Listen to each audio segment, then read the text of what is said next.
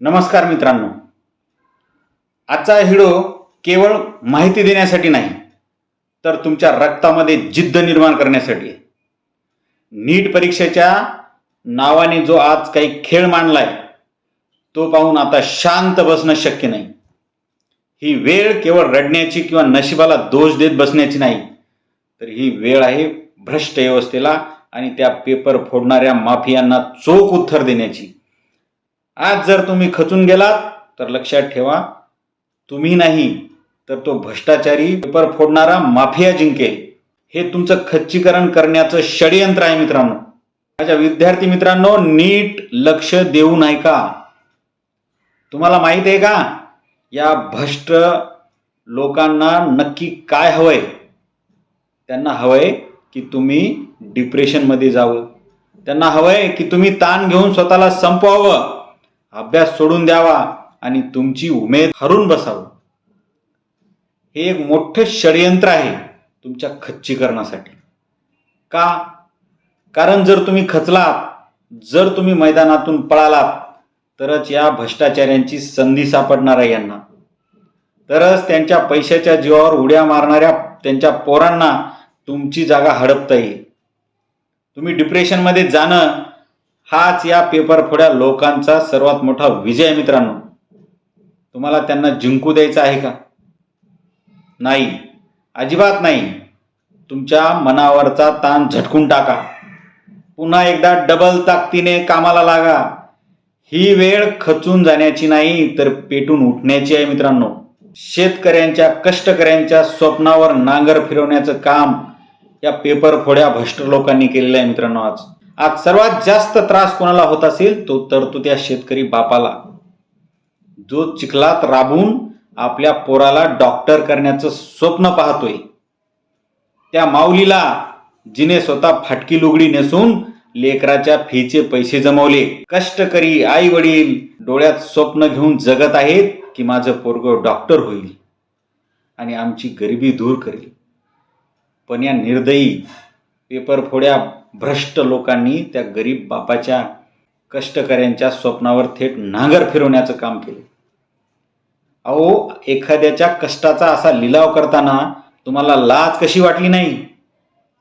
सरकारने याची गांभीर्याने दखल घेतलीच पाहिजे. जर सरकारने कठोर पावलं उचलली नाहीत तर उद्या सर्वसामान्य जनतेला असंच वाटेल की सरकारच या गोष्टींना पाठबळ देत आहे आणि गरिबांच्या लेकरावर अन्याय करत आहे. विचार करा, जे लोक पेपर फोडून डॉक्टर बनू पाहत आहेत ते उद्या समाजाची काय सेवा करणार? ज्यांच्या शिक्षणाचा पायाच चोरीवर उभा आहे ते रुग्णाच्या जीवाशी खेळायला मागे पुढे पाहणार आहेत का भविष्यात? हा भारताच्या आरोग्याशी खेळलेला खेळ आहे. मित्रांनो, आज हे प्रकरण बाहेर आलं म्हणून ठीक आहे, पण अशाच प्रकारे किती वर्षापासून हे सुरू असेल अशी शंका यायला लागली. किती गुणवंत शेतकऱ्यांच्या पोरांना या पांढरपेशी लोकांनी बाजूला सारला असेल, त्यांच्या जागा हिसकावून घेतल्या असतील. सरकारला आमचा सवाल आहे, आम्हाला बोगस डॉक्टर नकोत, आम्हाला कष्टाने तयार झालेले हिरे हवेत. क्लासेस आणि हॉस्टेलवाल्या सर्वांना माझी कळकळीचं आव्हान आहे, या कठीण काळात सर्व कोचिंग क्लासेस आणि हॉस्टेल चालकांना विनंती करतो, ही जी आपले विद्यार्थी आहेत हे मोठ्या संकटात सापडलेले आहेत. अनेक मुलांनी रूम सोडल्या, परीक्षा झाली, रूम सोडून दिल्या हॉस्टेलवरच्या. त्यांचे आर्थिक बजेट आता कोलमडलं आहे.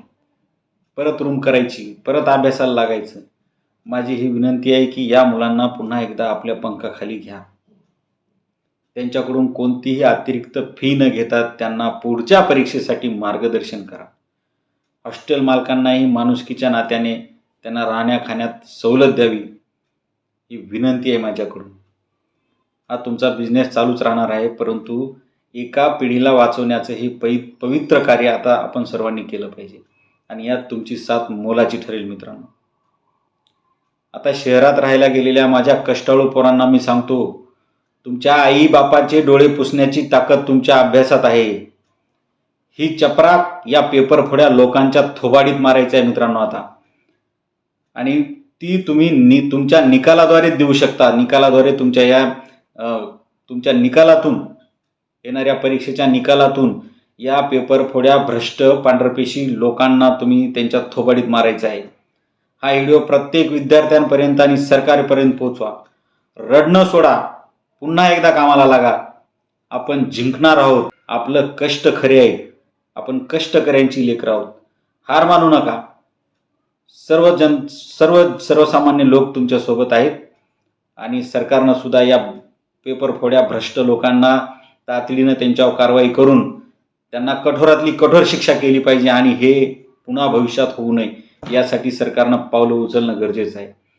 हा लढा तुम्ही विद्यार्थ्यांनी लढायचा आहे आणि जिंकून दाखवायचा आहे मित्रांनो. जय हिंद.